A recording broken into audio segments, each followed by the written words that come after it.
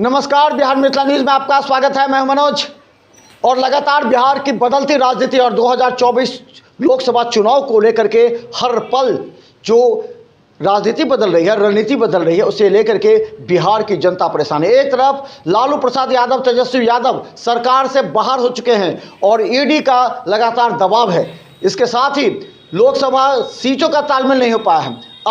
अब ये तय हो गया है कि राष्ट्रीय जनता दल के पास विकल्प बढ़ गए, यानी कि पहले 14-15 सीट पर काम करना पड़ता, अब 30 से 32 सीट पर चुनाव लड़ेंगे राष्ट्रीय जनता दल। एक बड़ा हुआ। हमारे साथ बता दें, राष्ट्रीय जनता दल के महानगर युवा के जिला अध्यक्ष हैं राकेश नायक जी। राकेश जी, आपका स्वागत है।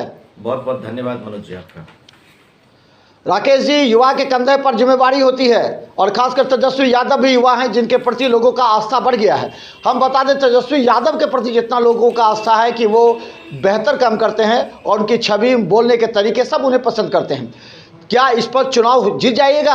अगर अच्छे विचार हो, अच्छे बात करें तो इसमें चुनाव जीत जाएगा। चुनाव जीतने का आधार क्या होना चाहिए राकेश जी? निश्चित तौर पे भाजपा को यही डर तो सता रही थी। जो बिहार में बदलती राजनीति आपने पिछले कुछ हफ्तों में देखा है, वो बढ़ती हुई लोकप्रियता ही है तेजस्वी यादव जी की और राष्ट्रीय जनता दल की।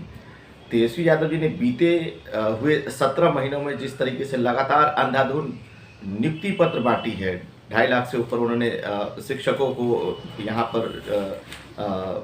ज्वाइनिंग लेटर दिया है। उसके बाद अन्य विभाग में लाखों नौकरियाँ दी हैं। उसके बाद आपको जो नियोजित शिक्षक थे उनको राज्यकर्मी का दर्जा दिया गया। तो ये सब कहीं ना कहीं नहीं, ये तो अब नीतीश कुमार करिए हमारी उपलब्धि है। इससे पहले कहाँ 2005 से थे, कहाँ हुआ? वो तो हम थे इसीलिए हुआ। और बहुत से फाइल लटका देते थे तेजस्वी यादव। नौकरियां और भी होती है। अभी तीसरे चरण की नौकरी की बात चल रही है। उन्होंने कहा हम करते हैं, तेजस्वी नहीं किया। नीतीश जी सरकार में होते हैं भाजपा के साथ में और फाइल लटका देंगे तेजस्वी यादव। बड़ा हास्यास्पद बात नहीं हो रही है ये? क्या मुख्यमंत्री को ऐसे, अब मीडिया के सवालों का ऐसे जवाब देना चाहिए? 17 साल आप कहाँ थे? आपकी नौकरियां कहाँ बट रही थी? कहाँ था उन विभागों में जो रिक्तियाँ थी वो उसको आप कहाँ फुलफिल कर पा रहे थे? और जब तेजस्वी यादव जी ने अपने चुनाव से ये वादा किया था लोगों के बीच में, तो इन्होंने गांधी मैदान के एक मंच से कहा था कि पैसवा कहाँ से लाओगे। आज उन्होंने 9 अगस्त को ये सरकार में आते हैं और 1 हफ्ते के बाद उसी मुख्यमंत्री से ये बयान दिलवाते हैं, उसी मुख्यमंत्री से ये घोषणा कराते हैं कि नौकरी की जो है बहाल हो जाएगी। तो नीतीश कुमार जी जो बोलते हैं उस पर स्टैंड कभी नहीं करते हैं और वो उनका राजनीति जो है आने वाले समय में शून्य आउट ऑफ नील बटे सन्नाटा हम लोग समझ रहे हैं। भाजपा ने उनका पूरा व्यवस्था कर दिया है कि 2024-25 के बाद बिहार क्या पूरी, मतलब हिंदुस्तान क्या पूरी बिहार में कहीं नजर नहीं आने वाले हैं। राकेश नायक जी हमारे साथ और युवा हैं और खासकर इनके कंधों पर जिम्मेवारी तेजस्वी यादव के आइडियोलॉजी को जनता तक पहुंचाना, ताकि 17 माह जो तेजस्वी यादव है उन्होंने ऐलान किया है कि जनता के बीच जाकर के 17 महीने और 17 साल इसकी तुलना करेंगे। यानी कि सीधा नीतीश कुमार पर आरोप लगा रहे हैं कि नीतीश कुमार 17 साल रहे तो क्या किया, और 17 महीने अगर राष्ट्रीय जनता दल के साथ सरकार थी तो क्या विकास के काम हुए। इस बात को लेकर के मैदान में उतरेंगे। कल इन्होंने लगातार दरभंगा में जन सैलाब उतरा था तेजस्वी यादव के समर्थन में और राकेश नायक के नेतृत्व में। तो क्या लगता है कि ये 17 माह और 17 साल, इसको कैसे तुलना करते हुए आप जाएंगे जनता के बीच? राजनीतिक तौर पर तो बीजेपी वालों को और केंद्र के नेतृत्व को इसका जवाब तो देना होगा। जो 17 साल यहाँ पर वो चंदन और वो सांप वाली कहानी को पूरा करते रहे, एक दूसरे से लिपट के रहे, ये तो उनको जवाब देना होगा। जो यहाँ का जो बीजेपी नेतृत्व है, जिन्होंने अनर्गल बयानबाजी की थी नीतीश कुमार के खिलाफ में, तो इसका जवाब तो कहीं ना कहीं जनता के बीच में जब वो लोग जाएंगे तो उनको देना पड़ेगा। और इसका खामियाजा कहीं ना कहीं 24 से ही हम लोग इसकी शुरुआत कर देंगे। जो आगामी लोकसभा चुनाव है उसमें इसकी भरपाई इनको करनी पड़ेगी। अच्छा, एक चीज़ राकेश नायक जी, अब चलिए, अब इससे हट करके नीतीश कुमार का भी दर्द समझिए। नीतीश कुमार इंडिया गठबंधन को मजबूत करते हैं। पटना से उन्होंने पूरा प्रारंभ शुरू किया। कांग्रेस को, राजद को, अलग अलग स्टेट के उन्होंने कल कहा था, बयान दिया कि सभी मुख्यमंत्री कह रहे थे कि कांग्रेस को छोड़कर गठबंधन बनाइए तो भाजपा के खिलाफ मोर्चा संभालेंगे। लेकिन इन्होंने कहा कि कांग्रेस को साथ लीजिए, लेकिन कांग्रेस इनको दरकिनार कर दिया। सीट के बंटवारे में लगातार विलंब हो रही थी, इनकी बातों को ध्यान नहीं दे रहा था, संयोजक नहीं बनाया गया।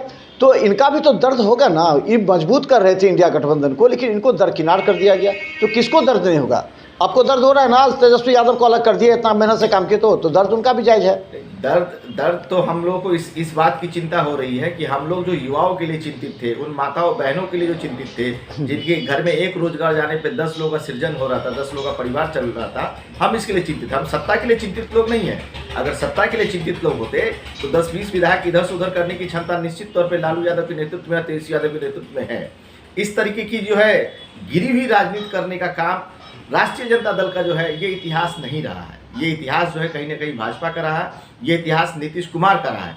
नीतीश कुमार को अगर इसकी चिंता सता रही थी तो जब जैसे ही इंडिया गठबंधन का यहाँ पर बैठक हुई और बैठक का नेतृत्व वो कर रहे थे, निश्चित तौर पे सारी चीज़ें स्पष्ट हो रही थी। किसी भी चीज़ों को जब जहाँ आपका गठबंधन बड़ा हो, इंडिया गठबंधन इतना बड़ा गठबंधन है तो उसमें चीज़ों को लेकर के निर्णय लेने में समय लग सकता है। लेकिन इनकी जो है इनकी जल्दबाजी, कहीं ना कहीं इनकी जल्दबाजी जो है ना, सभी चीज़ों को लेकर के जो है आज आप लेकिन तो आप तो खुश होंगे, अब तो आप खुश होंगे। पहले आपको 14-15 सीट मिल रही थी राष्ट्रीय जनता दल को, नीतीश जी थे, तो अब आप 30 सीट पर चुनाव लड़ रहे हैं। कांग्रेस को पहले 4 सीट मिल रही थी, अब कांग्रेस 8 सीट पर चुनाव लड़ रही है। तो ये तो अब खुशी हो गया ना आपको, भले आपका गठबंधन कमजोर पड़ गया बिहार में। नहीं, मैं इस चीज़ को थोड़ा स्पष्ट कर देना चाहता हूँ। राजद को किसी बात की खुशी नहीं है। राजद हमेशा इंडिया गठबंधन को मजबूत करने के लिए इस संगठन में, इस गठबंधन में आया है। और राजद की एकमात्र मंशा है कि किस तरीके से केंद्र से नरेंद्र मोदी की सरकार को हम लोग उखाड़ के फेंके। क्योंकि केंद्र की जो सरकार है वो जितना अन्याय, जितना जोर जुल्म इन छोटी छोटी पार्टियों पे कर रही है, कहीं ना कहीं जो केंद्र का सपना है कि विपक्ष मुक्त भारत बनाने का, आज हम लोग उस सपने के खिलाफ खड़े हैं। उन नौजवानों के रोजगार के समक्ष हम लोग जो है सरकार को घेरना चाहते हैं। हमारे पास विभिन्न मुद्दाएं हैं जिसके खिलाफ में हम लोग जो है केंद्र का जो है हम लोग। अच्छा, अंतिम सवाल का जवाब दे दीजिए कि अब महानगर युवा राजद के आप अध्यक्ष हैं, तो आपकी क्या राजनीति होगी, ताकि पूरे 48 वार्ड हैं, तो किस तरह आप काम कीजिएगा यहाँ पर, और आपका आइडियोलॉजी क्या होगा, किस तरह लोगों के बीच आप तेजस्वी का जो स्टैंड है उसको रखिएगा, लालू यादव का स्टैंड को रखिएगा, वोट बैंक को तब्दील कीजिएगा। हम लोगों के बीच में जाकर के 17 महीनों का जो शासन रहा है वो दिखाने का काम करेंगे। लालू जी ने अपने समय में 6 विश्वविद्यालय इस बिहार को देने का जो काम किया है, रेलवे में जिस तरीके से उन्होंने पूरे रेलवे का बैलेंस शीट प्रॉफिट में लाने का जो काम किया था, और हाल में जो तेजस्वी यादव जी ने जिस तरीके की विकास की धारा बिहार में बहाई है, चाहे वो स्वास्थ्य के क्षेत्र में हो, चाहे वो टूरिज्म के क्षेत्र में हो, चाहे वो IT के सेक्टर में हो, चाहे नौजवानों को रोजगार देने की बात हो, नौजवानों को आगे लाने की बात है, इन्हीं सब मुद्दों को लेकर के हम लोगों के बीच में जाना चाहते हैं। और दूसरा बड़ा मुद्दा हमारा होगा कि बीजेपी के यहाँ 25 साल से सांसद और बीजेपी का 25 साल से विधायक है। आज दरभंगा की जो सड़कों की स्थिति है वो किसी से छुपी हुई नहीं है। दरभंगा में जो जल जमाव है वो किसी से छुपा हुआ नहीं है।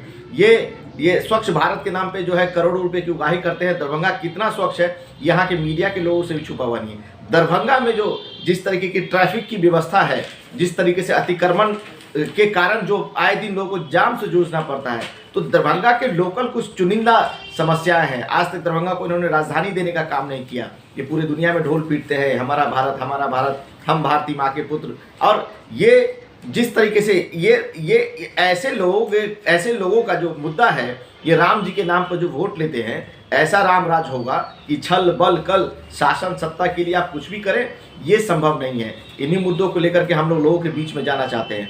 आज दरभंगा में एकमात्र एयरपोर्ट जिसको साजिशन तौर पे जिस तरीके से स्पाइस जेट को गैंगटॉक का एयरपोर्ट ऑपरेट करने के लिए दिया गया था, और कुछ ही सालों में वहां को उस एयरपोर्ट को बंद करना पड़ा। आज कहीं ना कहीं दरभंगा एयरपोर्ट के साथ भी साजिश हो रहा है। तो ये कौन लोग हैं? ऐसे लोगों का चेहरा हम लोग उजागर करेंगे। 2024 में एक बड़ा मुद्दा होगा और लगातार लोगों के बीच में हम लोग दरभंगा की समस्या और मिथिलांचल की समस्या को लेकर के जाना शुरू कर दिया और शुरू करते रहेंगे। चलिए, तो ये राष्ट्रीय जनता दल की नई योजना है। भारतीय जनता पार्टी की क्या योजना अभी तक पूरी तरह साइलेंट है। इस पूरे कांड पर दरभंगा की जो भारतीय जनता पार्टी के कार्यकर्ता नेता हैं वो पूरी तरह खामोश हैं। उनके अंदर भी लगता है खुशी नहीं है। नीतीश कुमार के आने के बाद मिठाइयाँ नहीं बट रही हैं दरभंगा में, बैंड बाजे नहीं जिस तरह पहली बार हुआ था।